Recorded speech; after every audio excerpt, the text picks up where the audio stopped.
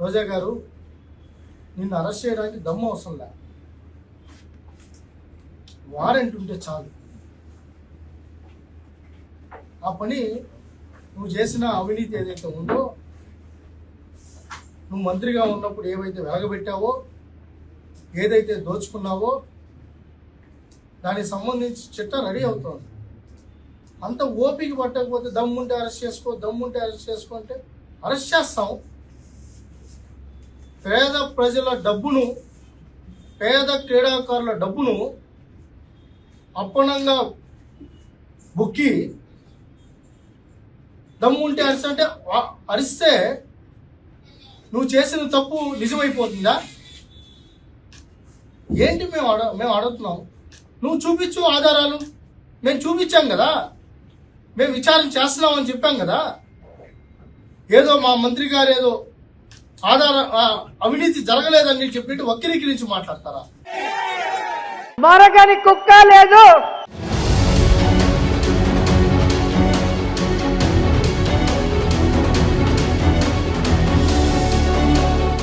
తమకు వ్యతిరేకంగా గలం విప్పినా, తమ తప్పులను ప్రశ్నించినా, తమ విధానాలను విమర్శించినా ఏ ఒక్కరిని విడిచిపెట్టకుండా కూటమి ప్రభుత్వం టార్గెట్ చేస్తూ వస్తున్న సంగతి అందరికీ తెలుసు. వైఎస్ఆర్ కాంగ్రెస్ పార్టీ నాయకులందరికీ కూడా కేసుల భయం, అరెస్టు భయం వెన్నాడుతూనే ఉన్నాయి.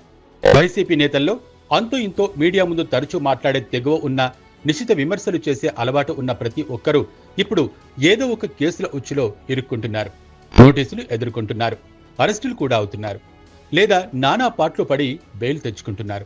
వరుసగా అనేక మంది మాజీ మంత్రుల మీద కేసుల నమోదు తర్వాత కూటమి సర్కారు ప్రస్తుతం మాజీ మంత్రి రోజాను కటకటాల వెనక్కు పంపడానికి రంగం సిద్ధం చేస్తున్నట్టుగా కనిపిస్తోంది. కేవలం సోషల్ మీడియా పోస్టులు, ఇతర వ్యవహారాలు పక్కాగా ఇరికించడానికి చాలడం లేదని భావిస్తున్నట్టుగా, గత ప్రభుత్వ కాలంలో జరిగిన పనుల్లో అవినీతి చోటు చేసుకున్నట్టుగా కేసులు నమోదు చేస్తున్నారు. అవినీతి కేసులైతే పక్కాగా ఉంటాయనే ఆలోచనతో పాటు అరెస్టులు చేసినా ప్రజల్లో కూడా సానుభూతి రాకుండా చూడాలనేది అధికార పార్టీ వ్యూహంగా కనిపిస్తోంది. ఈ క్రమంలో మాజీ మంత్రి రోజా మీద కూడా అవినీతి కేసులే పెట్టబోతున్నారు. తమాషా ఏంటంటే, ప్రభుత్వంలోని ఇతర పెద్దలు కాకుండా శాప్ చైర్మన్ గా ఉన్న రవి నాయుడు త్వరలోనే రోజా అరెస్టు జరుగుతుందంటూ జోస్యం చెప్పడం విశేషం. వైసీపీ హయాంలో నిరుపేద క్రీడాకారులకు చెందవలసిన 119 కోట్ల నిధులను మాజీ మంత్రి రోజా కాజేశారని ఆయన ఆరోపిస్తున్నారు.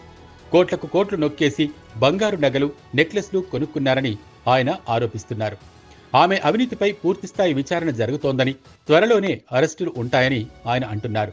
మొత్తానికి వైసీపీలో కొనసాగుతున్న అందరు నాయకులను ఏదో ఒక విధంగా టార్గెట్ చేయటం గురించి కూటమి ప్రభుత్వం ఆలోచనలు చేస్తున్నట్లుగా కనిపిస్తోంది. నందిగం సురేష్, పేర్ని నాని, జోగి రమేష్, వల్లభనేని వంశీ, కొడాలి నాని, కాకాని గోవర్ధన్ రెడ్డి, సజ్జల, చెప్పుకుంటూ పోతే చేంతాడంత లిస్ట్ అవుతుంది గాని అనేక మంది నాయకుల మీద కేసులు నమోదవుతున్నాయి. రోజా మీద కూడా అరెస్టుకు తగినంత ఆధారాలు దొరికిన తర్వాత చర్యలకు ఉపక్రమిస్తారని అంతా అనుకుంటున్నారు.